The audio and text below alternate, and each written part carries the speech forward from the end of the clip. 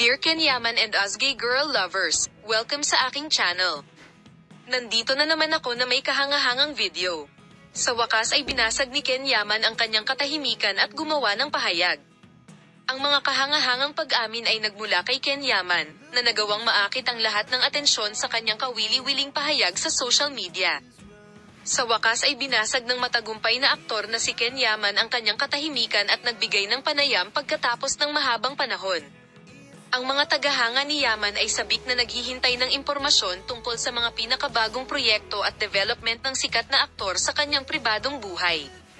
Ang mga sorpresang proyekto at mga detalye ng relasyon na inihayag sa panayam ni Kenyaman ay gumawa ng malaking epekto sa mundo ng magazine.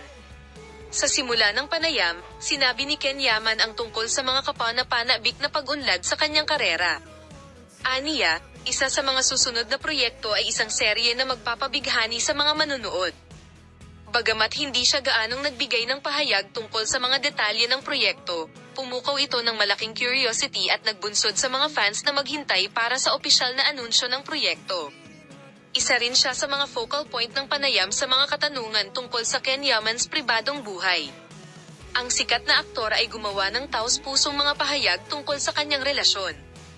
Binigyang diin ng aktor na si Kenyaman, na nagtapos sa mga haka-haka tungkol sa kanyang buhay pag-ibig, na maayos na ang takbo ng relasyon nila ng kanyang girlfriend at suportado nila ang isa't isa.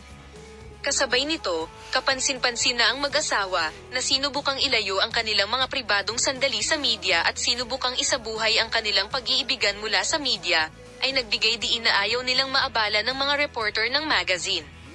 Ang panayam ni Yaman ay lumikha ng malaking sorpresa at emosyon sa kanyang mga tagahanga. Tila matagal ng pag-uusapan sa mundo ng magazine ang mga bagong proyekto sa career ng aktor at ang kaligayahan sa kanyang pribadong buhay. Salamat sa lahat sa panonood ng aking video. Paalam, makita ka sa mga bagong video.